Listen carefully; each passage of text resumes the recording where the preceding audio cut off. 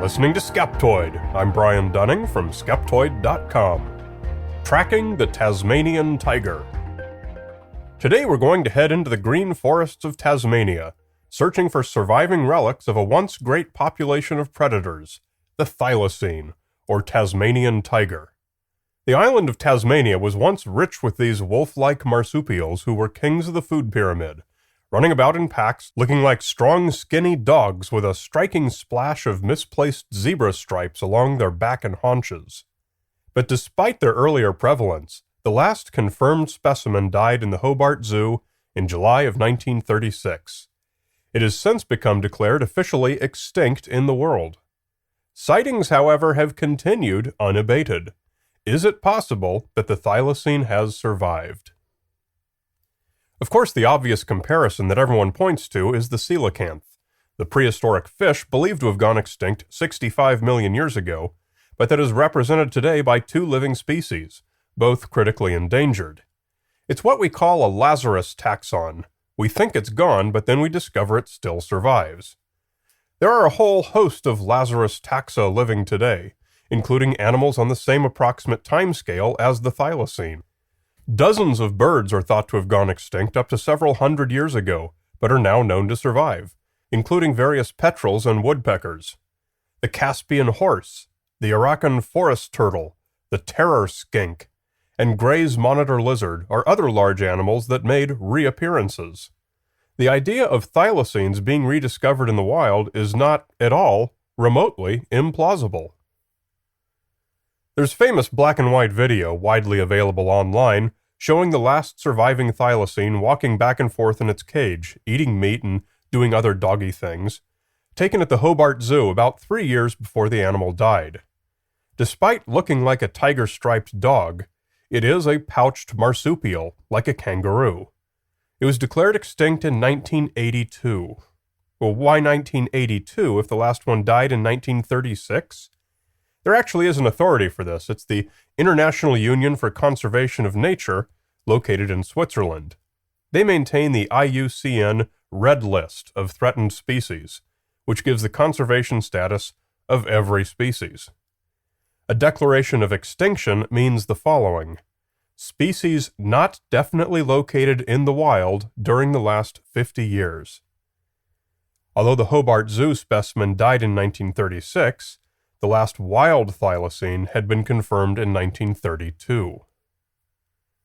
Sightings still happen every year, but nobody ever seems to get good enough photography or video to raise any eyebrows. Interestingly, the sightings are not confined to Tasmania, also being reported on mainland Australia. And, it turns out, there may be a good reason for this.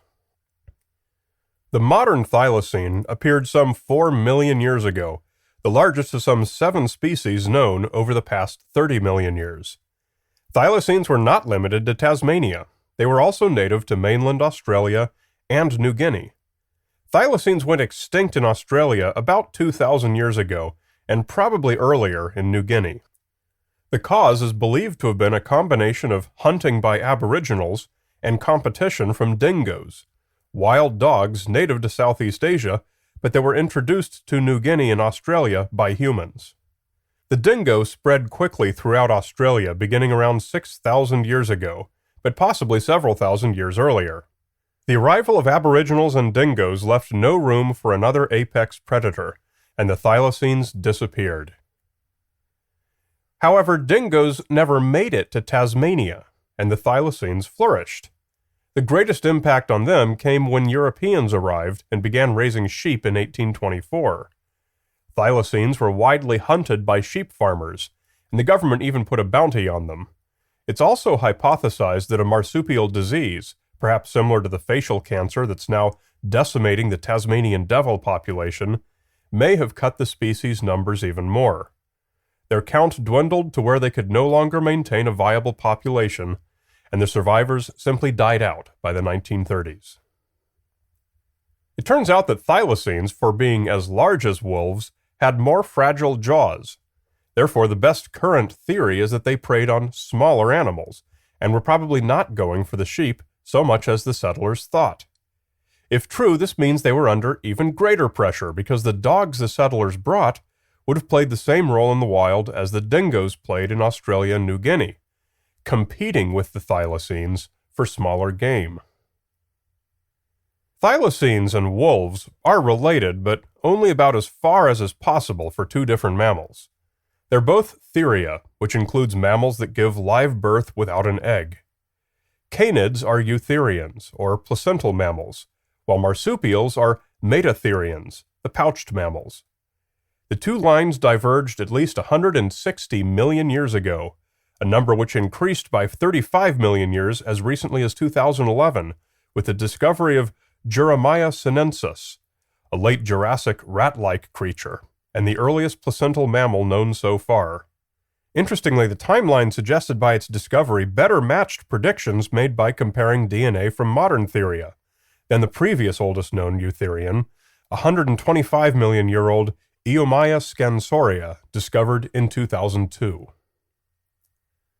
So suffice it to say that wolves and thylacines are very far apart and went in completely different directions. And then, because both played similar roles as top-level predators with similar environmental pressures on their respective continents, wolves and thylacines went through convergent evolution that produced animals whose gross anatomy is nearly identical. A comparison of their skulls is particularly remarkable. The differences are small enough that most non-experts can't even tell them apart. What this means is that there's a good chance that many of the sightings since the presumed extinction may well have been of dogs. The stripes were pretty prominent, but when you see an animal of any kind at a distance, it's hard to resolve markings like that. So any sighting of a presumed thylacine has to be of pretty darn good quality to be unequivocally differentiated from a dog. Over the decades, many targeted searches have been launched in northern Tasmania, ground zero for most sightings. These have included professional photographers with cameras at the ready and a whole lot of automatically triggered game cameras. No groups have ever come back with any evidence that they might still exist, although some who identify more with cryptozoology rather than proper zoology have claimed to have heard vocalizations that they believe are from thylacines, or to have collected eyewitness stories. There are no compelling photographs, and certainly no specimens. The lack of evidence has not been due to a lack of trying. Various rewards have been offered over the years, including one for over $1 million, offered by the Australian magazine The Bulletin in 2005 to anyone who could capture a live, uninjured specimen. The reward sent more armies of enthusiasts into the forests of northern Tasmania, but again, nobody had any luck. Hopeful searchers have two additional clues to help them discern thylacines from dogs, beyond the obvious striping. One is that the thylacine could open its jaw really, really wide, up to 120 degrees, in fact, a characteristic that's not obvious unless the animal is yawning. The other is that its tail, like that of a kangaroo, was very rigid, not at all like that of a dog. It's believed that the thylacines could stand tripod-like on their tail and hind legs, though there's scant evidence of them having actually done this. These two characteristics, but without the stripes, have often been described by cryptozoologists who have visited New Guinea searching for stories of the thylacine. There's a legendary animal called a dobsegna, which is mentioned in nearly every cryptozoology article about the region, which at first glance sounds compelling. If the native people have a name for the creature, then it seems like it must be real. However, this turns out to be not very reliable. As we discussed in the episode on the orang pendek, the huge number of tribes and cultures and languages in New Guinea and Indonesia means that there's a local tradition or legendary being to match just about anything and everything you could come up with. Sumatra's Abu Gogo doesn't make the orang pendek real. The Athabascan Sasquatch doesn't make Bigfoot real, and the New Guinean Dobsegna doesn't mean the thylacines still survive.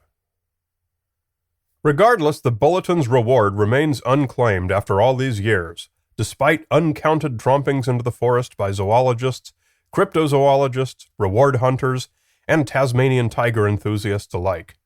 Tasmania is only about the size of the state of Maine, and although it's considerably less developed, even its remotest locales are simply not all that remote.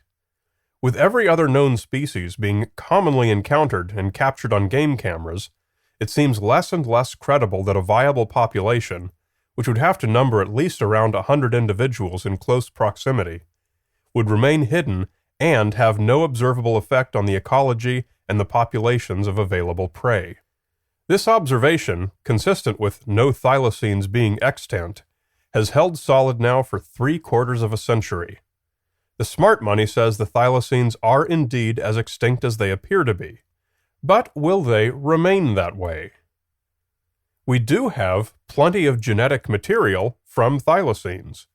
Quite a lot of museums have specimens preserved in alcohol, and a lot of thylacines have been taxidermied, and viable tissue can be extracted from these pelts. Grandiose plans to revive the species were announced in 1999 and again in 2005 by Professor Mike Archer from the University of New South Wales, but the announcements seem to have been about as far as the plans ever got. Reconstructing a species from DNA is a much harder project than most people realize. Having bits of DNA, even of high quality, is still a very far cry from having complete sets of chromosomes, which have to be manually constructed by molecular biologists. And even if you had that, it would still be a far cry from implanting those chromosomes into enough donor eggs before you'd have one that survives to grow into an embryo. In 1863, the English naturalist John Gould wrote of the thylacine while on an expedition to Tasmania. When the comparatively small island of Tasmania becomes more densely populated, and its primitive forests are intersected with roads from the eastern to the western coast, the numbers of this singular animal will speedily diminish. Extermination will have its full sway, and it will then, like the wolf in England and Scotland, be recorded as an animal of the past. Gould saw the end coming 73 years before it did, so he probably wouldn't be surprised to learn that today's rewards have gone uncollected, and the cryptozoology pages remain full of only hopeful speculation. Perhaps one day we might bring the thylacine back, but for now we can only remember the crazy striped dog-like skinny kangaroo with the hyperextending jaw.